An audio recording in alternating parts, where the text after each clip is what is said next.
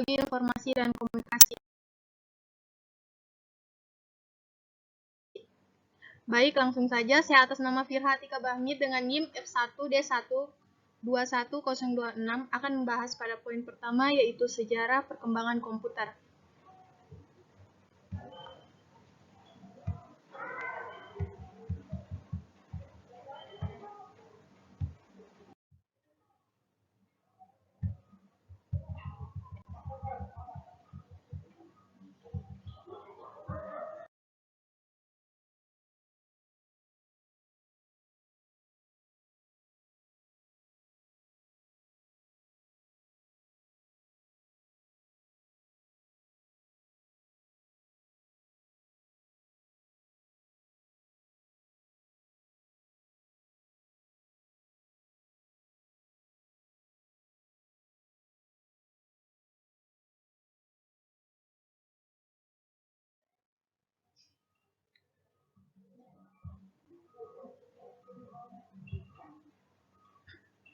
Sejarah perkembangan komputer pertama kali ditemukan pada tahun 1822 oleh seorang ahli matematika asal Inggris yang bernama Charles Babbage. Mulanya, Babbage bermaksud untuk menciptakan sebuah mesin hitung bertenaga uap yang dapat menghitung tabel angka. Mesin tersebut kemudian ia beri nama Difference Again dan digadang-gadang sebagai komputer pertama di dunia.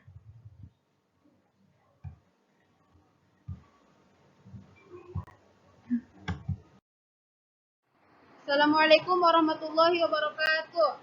Perkenalkan, saya Nita Soleha dengan NIM F1D12116 akan menjelaskan materi selanjutnya, yaitu hidup tanpa komputer. Apa yang terjadi jika hidup tanpa komputer? Tentu dapat dibayangkan bagaimana jadinya. Yang pertama, tidak ada teknologi. Tentu kita akan hidup seperti layaknya masa primitif dulu. Sedangkan teknologi dapat diartikan sebagai alat bantu manusia yang tujuannya tak lain adalah untuk mempermudah kita dalam menyelesaikan masalah. Seperti tak ada kendaraan dan semua dikerjakan dengan manual. Yang kedua, akses informasi lambat. Jika tidak ada komputer, maka akses informasi akan lambat dan akan membutuhkan waktu yang lama untuk menyampaikan informasi kepada yang lain. Sekian dan terima kasih. Baik, poin selanjutnya akan dilanjutkan oleh teman saya. Baik, saya Natasha Diskar Arumatemetia dengan NIM S1D1211082 akan melanjutkan poin yang selanjutnya, yaitu mesin informasi. Central Processing Unit merupakan perangkat keras komputer yang juga disebut sebagai unit pengelola pusat (PP) pada komputer. Fungsi utama CPU adalah melakukan berbagai operasi, termasuk operasi aritmatika dan logika terhadap data yang datang dari memori atau informasi yang dimasukkan melalui perangkat keras seperti papan ketik atau keyboard, pemindai, voice control maupun tetikus. Baik, saya Nur Rahma dengan NIM F1D1211070 akan melanjutkan materi dari teman saya, yaitu cara kerja CPU. Saat data dan atau instruksi dimasukkan ke processing device, pertama sekali diletakkan di RAM melalui input storage. Apabila berbentuk instruksi, ditampung oleh control unit di program storage, namun apabila berbentuk data, ditampung di working storage. Jika register siap untuk menerima pengerjaan eksekusi, maka control unit akan mengambil instruksi dari program storage untuk ditampungkan ke instruction register. Sedangkan alamat memori yang berisikan instruksi tersebut ditampung di program counter. Sedangkan data diambil oleh control unit dari working storage untuk ditampung di general purpose register, dalam hal ini di operand register. Assalamualaikum warahmatullahi wabarakatuh. Perkenalkan, nama saya Muhammad Fergenda dengan NIM F1D1211064.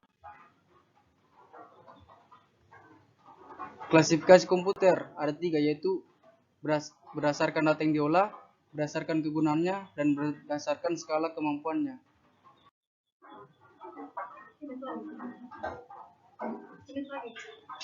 Berdasarkan data yang diolah ada 3, yaitu komputer analog, komputer digital, dan komputer hybrid. Komputer analog adalah komputer yang digunakan untuk menerima sinyal analog, biasanya digunakan untuk melakukan pengecekan untuk data yang tidak berbentuk angka. karena data yang didapatkan adalah data yang berisi gelombang. Komputer digital adalah komputer yang data diterimanya adalah data yang sudah berupa digital. Fungsinya untuk mengolah data yang bersifat kuantitatif dalam bentuk angka, huruf, dan tanda baca lainnya.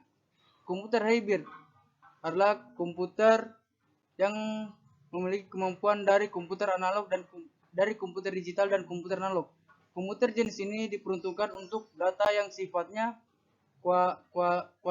kualitatif maupun kualitatif.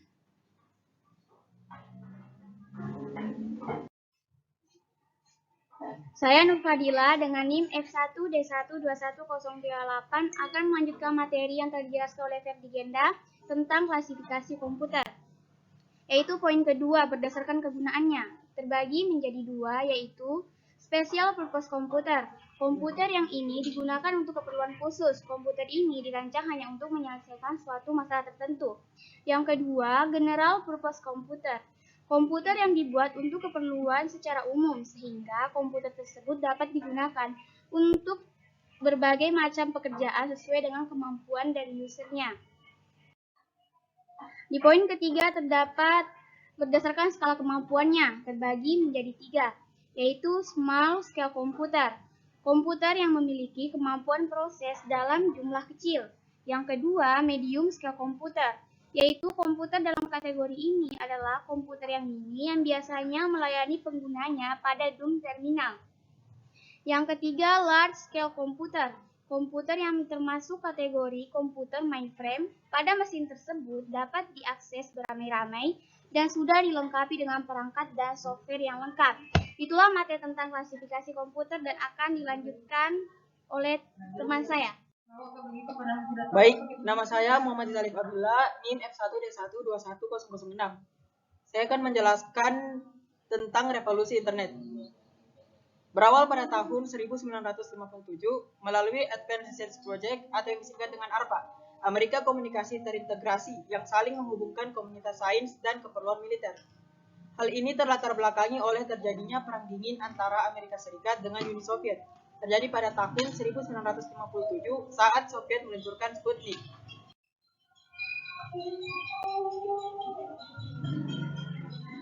Perkembangan terbesar internet pertama adalah penemuan terpenting ARPA, yaitu paket switching pada tahun 1960. Paket switching adalah pengiriman pesan yang dapat dipecah dalam paket-paket kecil yang masing-masing paketnya dapat melalui berbagai alternatif jalur jika salah satu rusak untuk mencapai tujuan yang telah ditentukan.